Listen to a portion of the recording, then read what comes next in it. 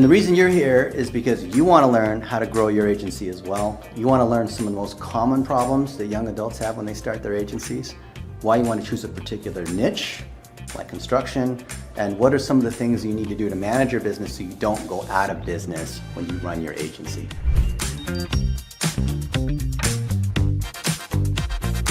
We are here today in Miami with Luke Eggebraaten of Phaser Marketing, and he's grown his agency from nothing to $22,000 a month. Isn't that awesome? Yeah, Congrats. That's where we're at. And the reason you're here is because you want to learn how to grow your agency as well. You want to learn some of the most common problems that young adults have when they start their agencies, why you want to choose a particular niche, like construction, and what are some of the things you need to do to manage your business so you don't go out of business when you run your agency. And Luke's on his way to have a seven-figure agency. In fact, in the next quarter, you're trying to go from $22,000 to $55,000 a month? Yep. Is that right? Yep. From now in July to November, we're going to try and get to 22 to 55. And when he hits that goal, he's going to buy himself a 1500 truck? Dodge Ram 1500. There you go. And if he doesn't, we're giving up drinking. All right.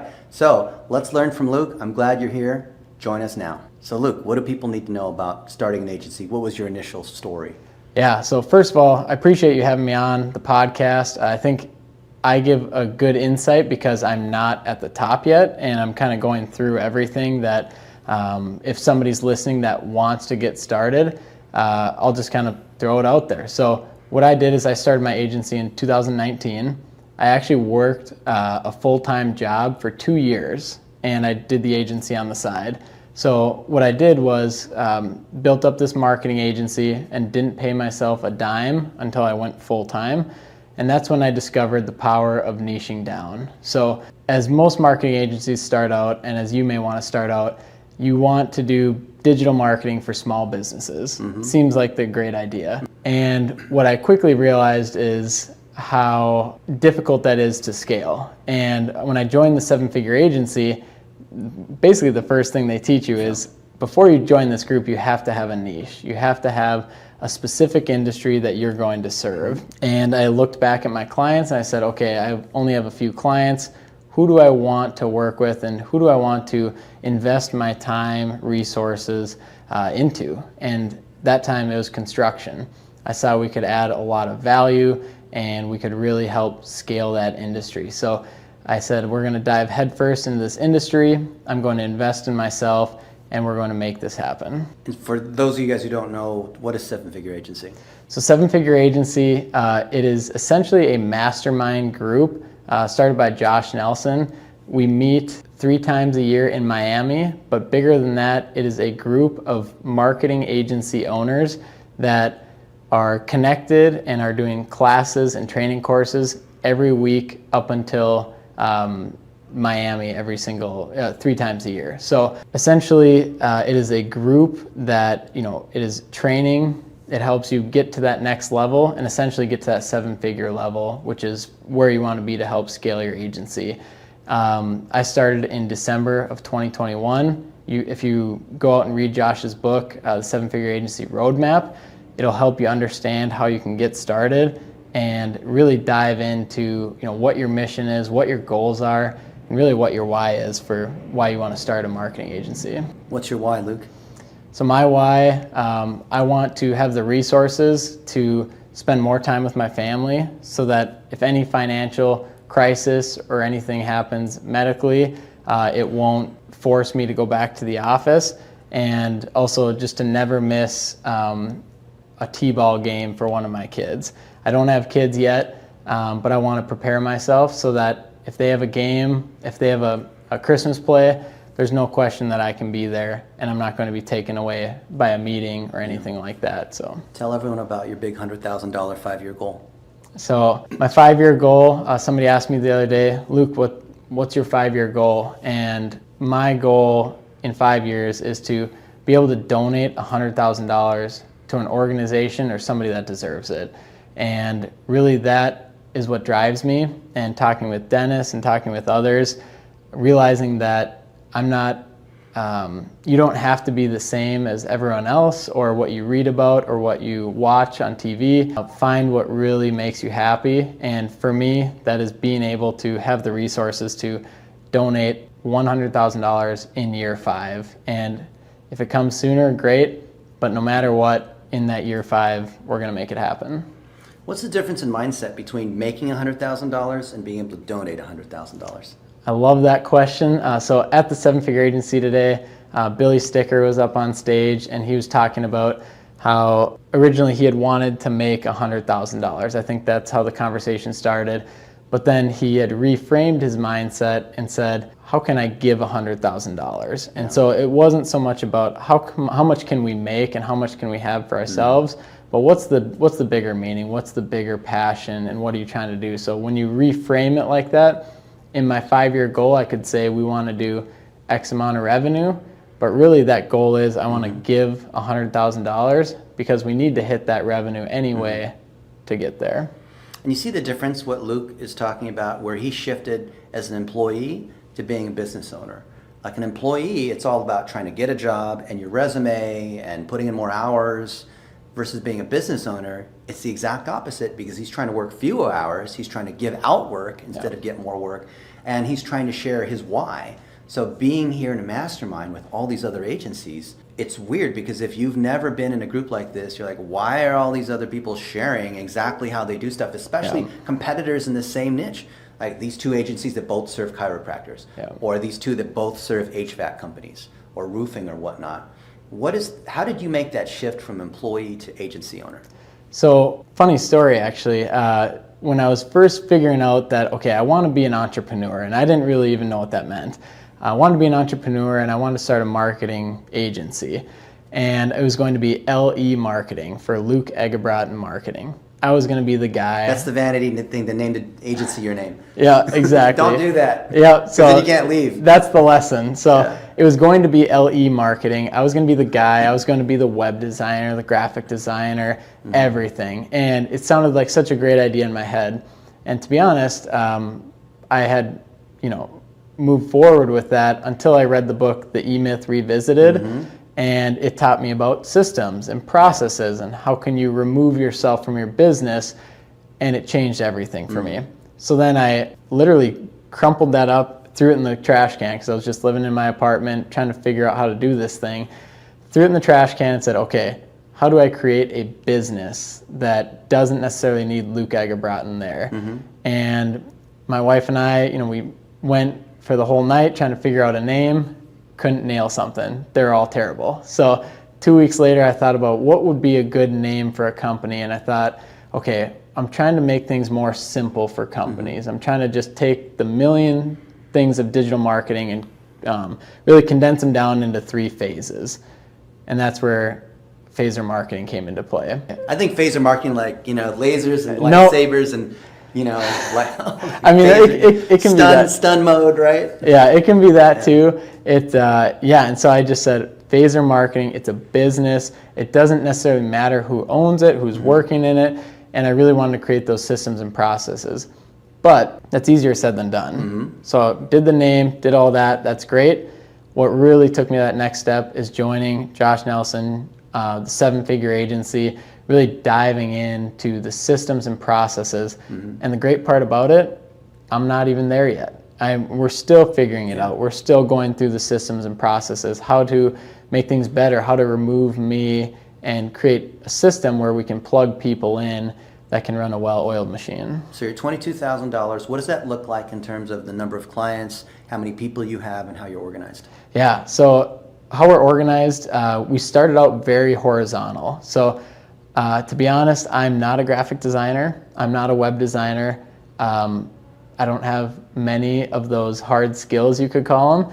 And that should give you even more inspiration to start. But I knew I could talk to people. I knew I had a mission behind it. I was like, I need to put people in my corner that can help me with this.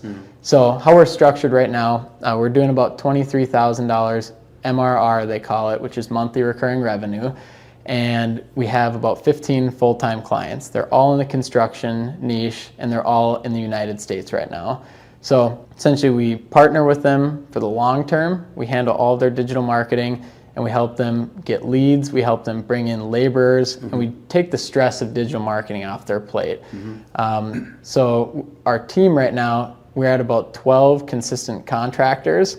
So we went very horizontal for a reason. Now we're ready to scale up with our current team. So we're getting those systems in place. We have our teams ready to go.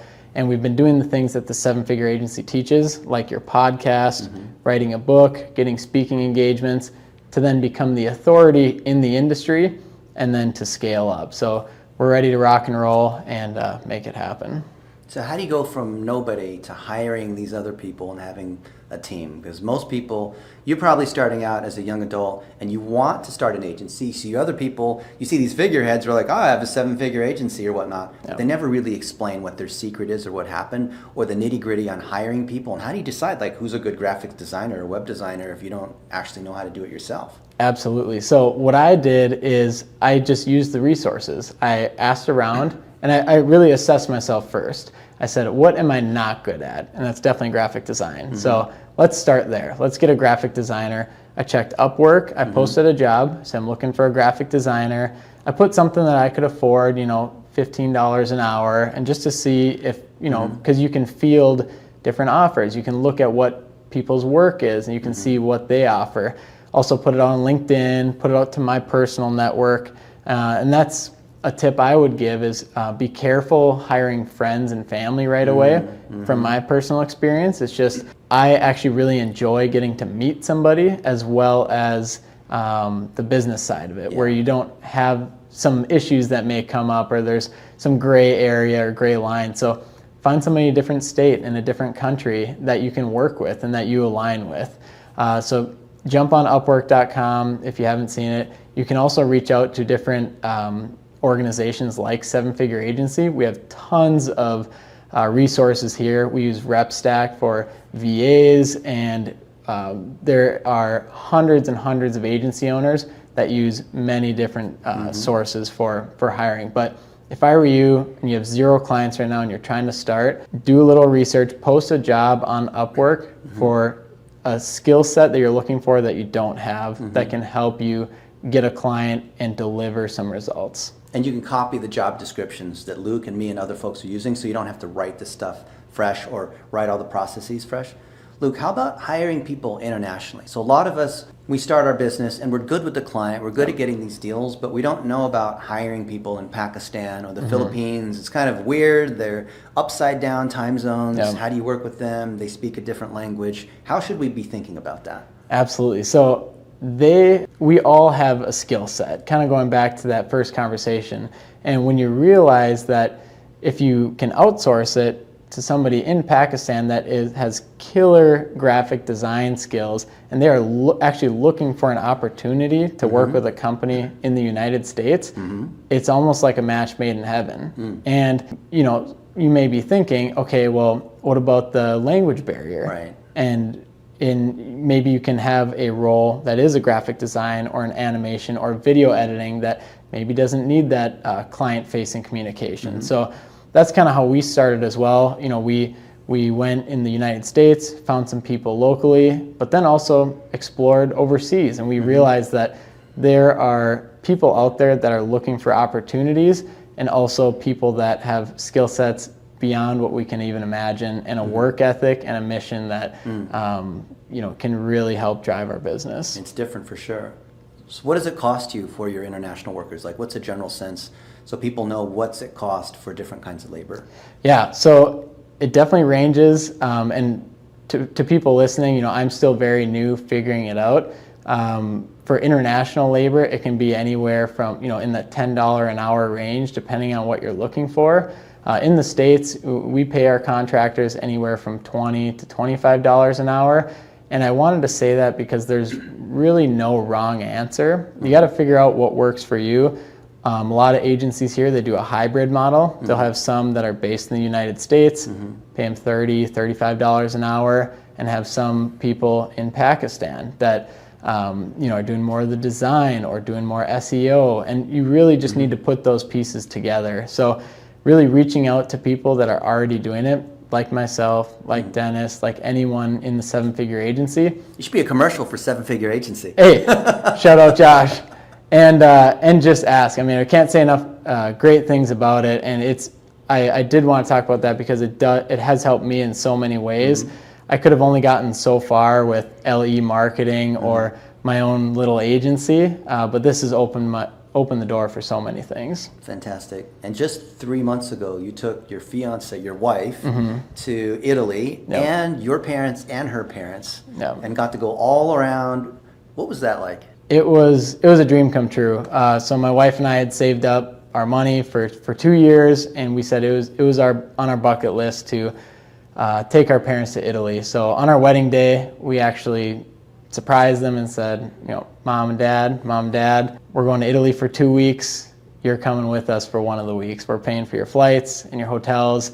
And it wasn't a thing to, show off or anything like that. It was just we wanted to spend time with them in a place we'd all never been. Yeah.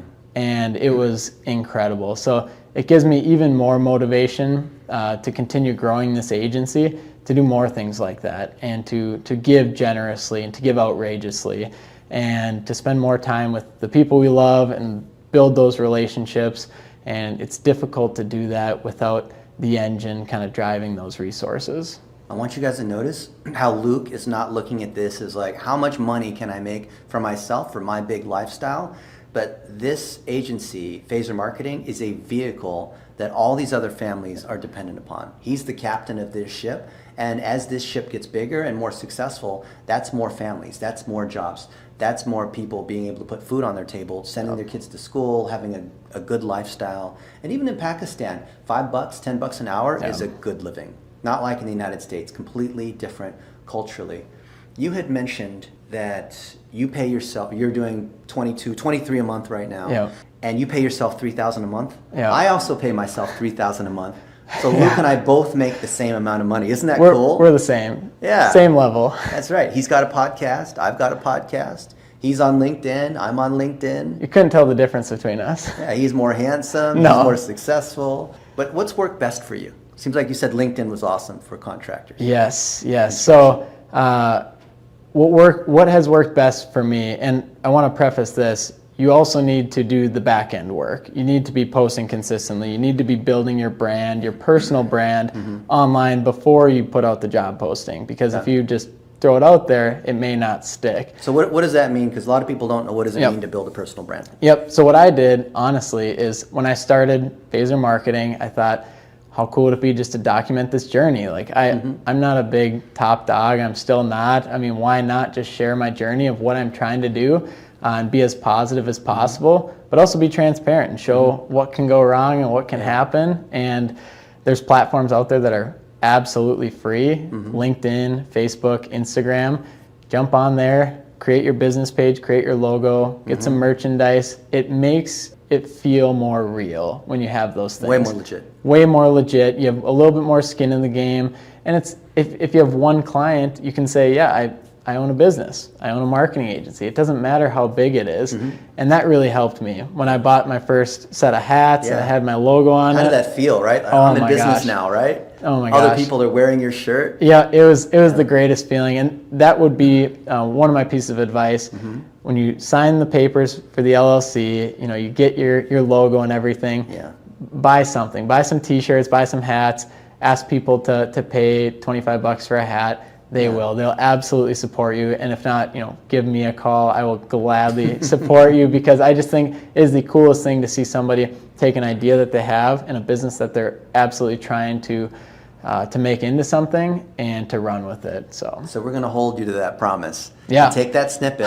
So let's repeat that promise again for the camera. Under 100 people, I will absolutely, if you have a business you're starting, reach out to me. You can find all my contact info on our website, phasermarketing.com. I would absolutely love to buy something that you have, wear it, share it on my story. I'm very open and transparent. I love to help other entrepreneurs. I'm an entrepreneur. I'm literally going through all of this currently, and I would love to go on that ride with you. And I love how Luke is transparently sharing the ups and the downs, like coming to Miami for the wrong date.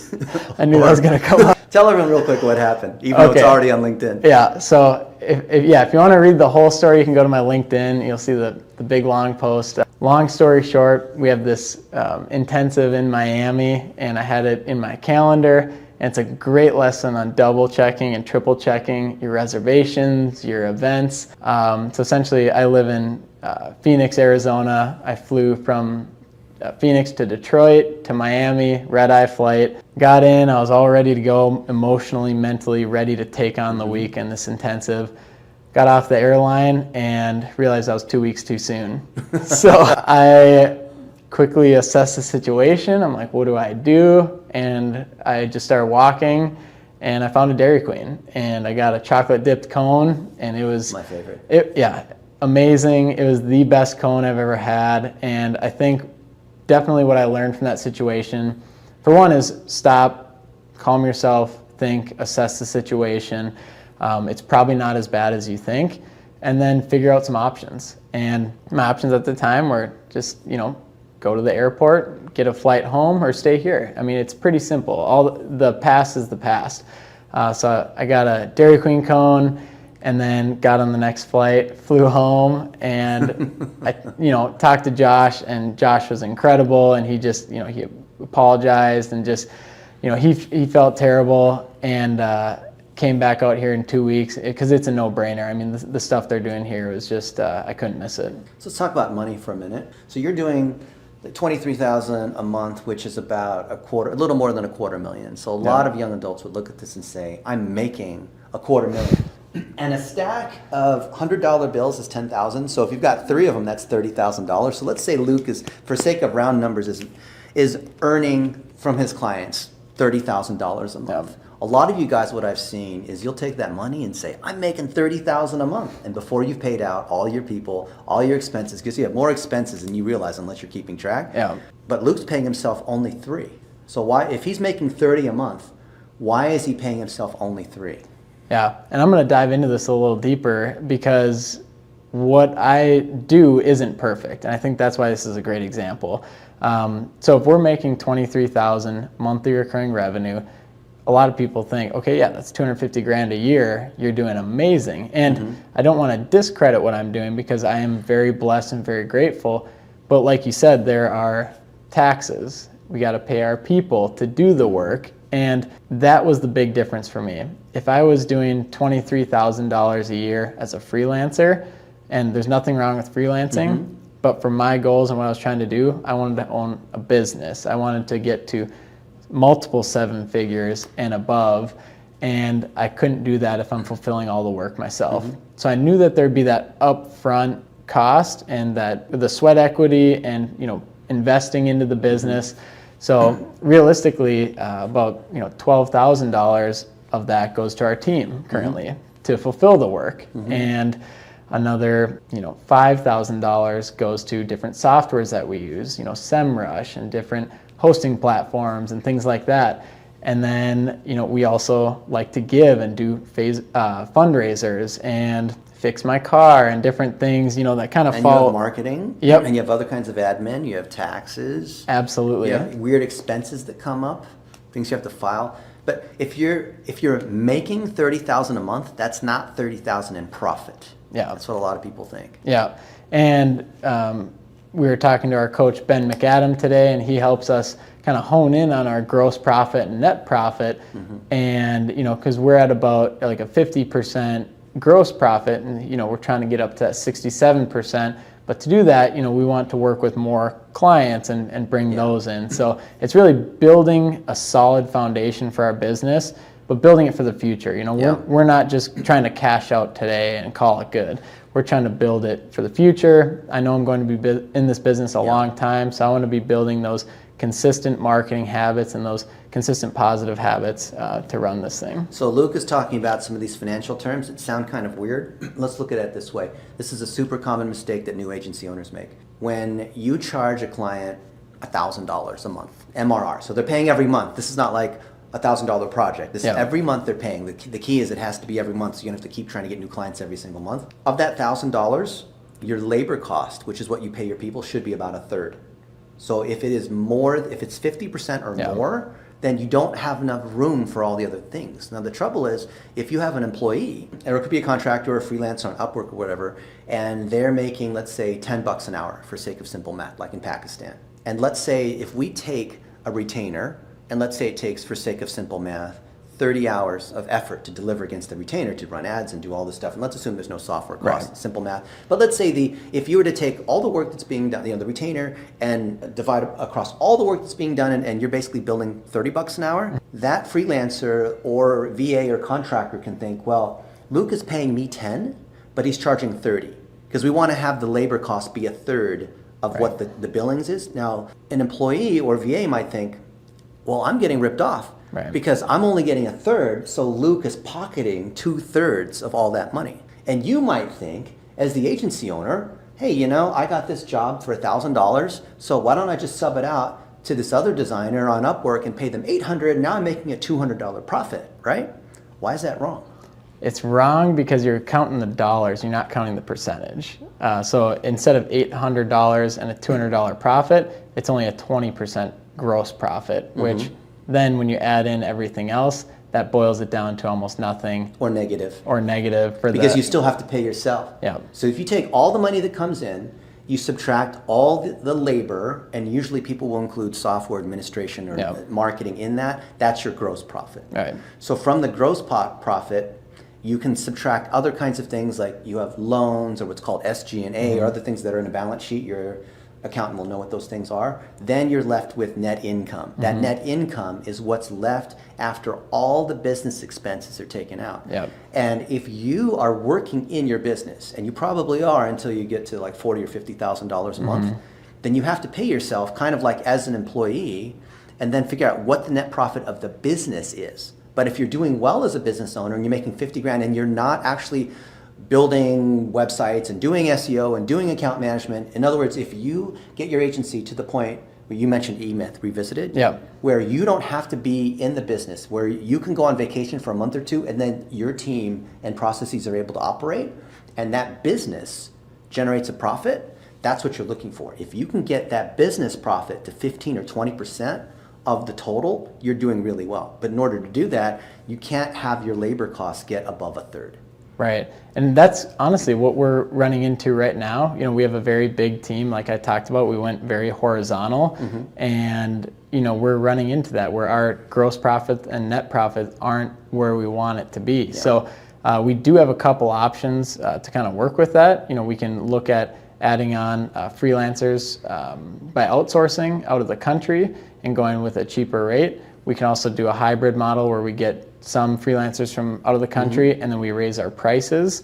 And also to dial in what we're paying our contractors per client. And that right now, we don't have it dialed in. We kind of just make sure that the work gets done, but we don't have those SOPs in place to say, okay, our goal is to spend $300 for each client per month, so that we stay within our budget. An SOP is a standard operating procedure. It's a checklist process of how you do things. So if you have an exact checklist, 1, 2, 3, 4, 5, on how we do a video, on how we build a website, on how we do local service ads, on how we do whatever it is, then you can often get a 3x efficiency. So if a worker would typically take a whole day to build a website without an SOP, with an SOP where you have templates and processes and they can move faster and have less like back and forth and less revisions, you can probably get 3 websites built in one day. Right. So if a VA takes, or a worker, contractor takes 3 hours to edit a video, with an SOP, you can now do it in 1 hour. So instead of trying to get someone for a third the cost, you're getting triple the productivity. That's how I think about SOPs. Yeah, absolutely. Like, you don't always need to look at cutting costs, but you can improve processes and productivity. Instead of, okay, how do we just cut a third, how do we just increase the productivity times 3? Yeah. One of the things that we like to do with international workers is have everybody submit an EOD report, even managers. So EOD is end of day. And end of day, they have to say, this is what I got done. We use Basecamp, but there's other sorts of project management systems, Slack and Asana on Monday and whatever. But if you keep people accountable, and every day your team members have to be disciplined and submit what they're doing, they know that's coming. They know that either a Luke or some kind of operations manager is going to be watching what those folks are doing. the productivity is going to be a lot higher. If you're not managing productivity, if they're not having to submit end-of-day reports or use some kind of project management system, people will take as long as they're allowed. yeah. Just like if you had a final exam or a paper, you guys know what I'm talking about, like you wait until the very end and you let Yeah. it take 3 months. But SOPs are how you accelerate the business instead of paying less. It's like really, it's like getting 3 times as many people for the price of one with these SOPs. Yeah, and I definitely want to give a shout out to Basecamp. So I actually use Basecamp as well. And Basecamp, how I found that, it's project management software at its simplest form. And I read the book. It's called Rework by Jason Fried. I read it right after I read the E-Myth Revisited. And that almost played into exactly what I was trying to do in my head and what I felt most comfortable with, but everything, the society and people around me were telling me to do it differently, and it just didn't feel comfortable. I read the book Rework, and it changed everything. It gave me validation that, Luke, you're not crazy. This is how some people are wired. And on top of it, you know, we also built this project management software for people that are wired like you. And it is really in its simplest form. There's no shiny objects. There's not features coming out every week. It's communication with your team. There's no hidden fees or costs, and you can really get what you need to get done. It doesn't work for everybody, but for me personally, it works amazing. Basecamp is the world's most most popular project management. They're profitable too. Oh yeah, definitely. They have over 1 million users. I've been using Basecamp for 17 years, and we have over 300 projects. I think 700 people in our Basecamp. We're using Basecamp 3. We were on Classic. We moved to 2. We're on the latest version of Basecamp with Campfire and these other sorts of pieces. Guess how much money per month we are paying Basecamp to use all of those systems? $1,000 a year. Yeah. Yeah. Yeah. Isn't that amazing? That's incredible. So huge shout out. Why are you using Basecamp for your agency? Yeah, so it goes back to how I started the agency and went very horizontal. I like the idea of having a bigger network of people to help me fulfill the projects. And whether that's right or wrong, that's just what I felt comfortable with. So I looked at some other project management tools, and you had to pay per user as like an employee. And my issue was, okay, well, what if I want 10 graphic designers that only work 5 hours a month for us, or 10 hours on a scalable model? It just didn't make sense, and I couldn't afford it, to be honest. And Basecamp, it's unlimited users, no questions asked. It's $1,000 a year. You get everything you need. Or you pay per month, whatever. Yeah, or per month. Yeah. And you kind of get everything you need and nothing more. But what I really like about them as well, they're very open, honest, and transparent. The support is incredible. The support's incredible. They'll tell you straight up, they'll say, if you want to cancel for any reason, let us know. We'll refund you any money back that you want, and they will work with you. I've actually reached out to them one time. We came into some difficulties, and they gave me 2 months. They said, Luke, don't worry about it. We'll give you 2 months. Let us know if you get it figured out. We got it figured out, and we're still with them. And it's support like that you don't see very often, and they get it done. It's really incredible. I'm going to tell you a story that nobody has ever heard before. Let's go. When I was here last year in Miami, maybe 2 or 3 intensives ago, we had a disgruntled employee that was an admin. And he went into our Basecamp and deleted everything. All the projects, all the clients, all the communications, all the documents, everything. Can you imagine what that would do? That was devastating to me. Oh my gosh. And here I am in Miami, and then this guy's over in Phoenix, and he also was a server admin. So he went to Amazon, deleted all the backups. He not only deleted the stuff we have, he deleted the backups. It's like, oh, there's no way Dennis can recover because we're going to delete the backups too. So I thought, I'm going out of business for sure. Right. Like, this is the end of like my whole career in digital marketing. This is just 1 year ago. I reached out to Basecamp and I said, guys, what am I going to do? This guy, he was an admin, so he already had access to everything. He kicked everyone else out. He installed some trap doors, which are difficult to find. Basecamp support, super so normally when you talk to support at like Comcast or Verizon, you get someone who like doesn't really know anything. Right. They had senior engineers that went through the server logs, figured out exactly who it was, figured out what device he came in on, traced it all the way back, restored all the files, even found where he created fake users inside Basecamp as a way to like try to still preserve access, while removing his own thing. They restored all the different files. They gave us a change log of everything that happened, every single file, which was moved by who and where and what happened to it. They kept backups of these different files along the way. And by the next morning, everything was back to where it was before. Can you imagine? And then you kicked him off the team. Yeah. Then he went to jail. Oh my gosh, that is crazy. So there's my Basecamp story. And that was never before. That was last year. That was last year. But we had SOPs on how we preserve files. So we actually have secondary and tertiary backups. Okay. So all the client files. So I am just ridiculously like stingy or paranoid about like clients that share their videos and whatnot. So the clients will share it in a Dropbox or Google Drive or whatnot. But we also keep backups of that on AWS. We keep it in Basecamp. We upload unlisted to YouTube on our channel just for internal team members. We do all our video processing in Descript. So Descript is also holding storage.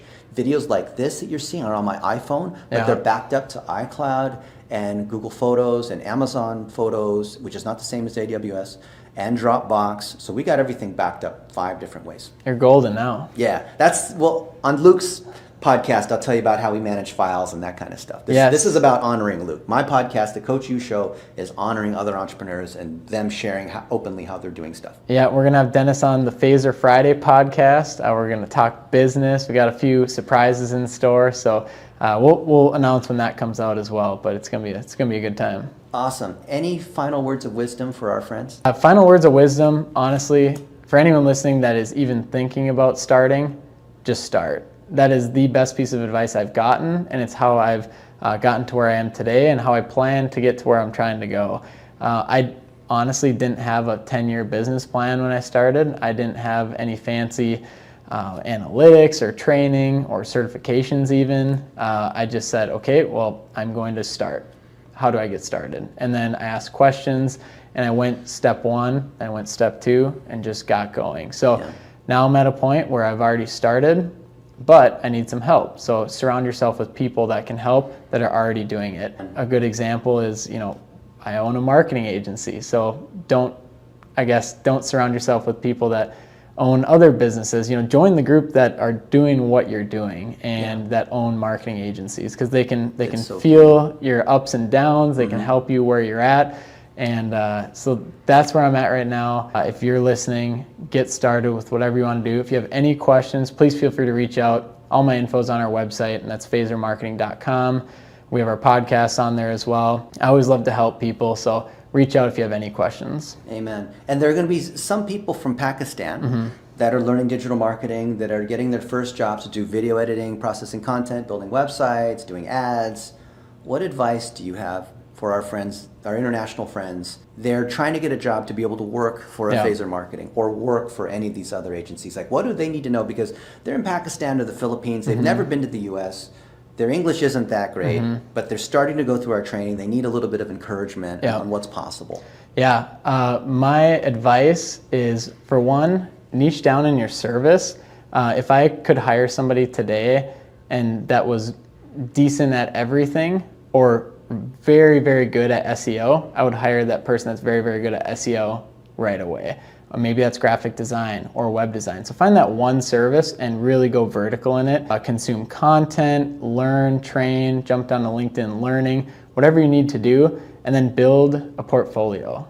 So if you reach out to me and say, hey, Luke, you don't know me, but I love what you're doing at Phaser Marketing. Here's a link to my portfolio. I'm an amazing graphic designer. I would love to help your team out. Take a look, let me know what you think. If we can jump on a call, that'd be great. If not, we can still follow along. So just having that portfolio, that link ready to go, but also niching down in a service really, really could help. So if you're reaching out to someone like Luke, don't just spam with your portfolio and say, please hire me. Say something specific about Phaser Marketing. Yeah. Show that you creeped on his LinkedIn and you know what's going on. If you open your little message, which only needs to be 2 or 3 sentences, with something specific, he's going to know that you cared, instead of just the same common spam that most people in Pakistan and the Philippines, they send the exact same message, just not personalized. So literally personalize that first sentence. Yeah, I saw that you missed your flight to Miami, or whatever it might be. That's going to get his attention. Yeah, it's amazing how little you have to do to stand out nowadays. And you could even just say, I listened to the podcast with you and Dennis. It was awesome. Yeah. Here's what I do. Let me know what you think. I will almost always at least respond. But Dennis and I get flooded with messages every single day, and it's all the same. So just, if you're reaching out to anyone, differentiate yourself even just a little bit by showing that you care. Showing, I I've been following your business, I listened to this podcast, page 78 of your book, whatever it is, show that you care, and it'll go a long way. Awesome. And very last thing, I want to present you a copy of the definitive guide to TikTok ads, Mr. Luke. Let's go. And is this mine or yours? That's yours. All right. You get to keep that. It's not a prop just for this. So what if I give this to you, I read this and learn how to make that? That's the deal. And that's why you want to listen and learn from people like Luke Eggebraaten, everybody. I hope you learned a lot. I want you to share one thought, one takeaway that you took from this. So don't just listen, you got to implement. And the best way to learn something is to put it into action right away. So comment below, what's one thing? Maybe you have a question. Maybe there's something that Luke or I could do for you. Let us know, because that's how you build your connections. We are literally one click away. You can literally click like, you can click share, and Luke and I are going to get notifications like, ding, somebody just commented. And we're going to look and see what you have to say. So wherever you are on the planet, there's no easier time. It's never been better to build connections than now. Absolutely. Dennis, I appreciate it. Thank you so much, Luke. Thank you. You rock. And thank you guys.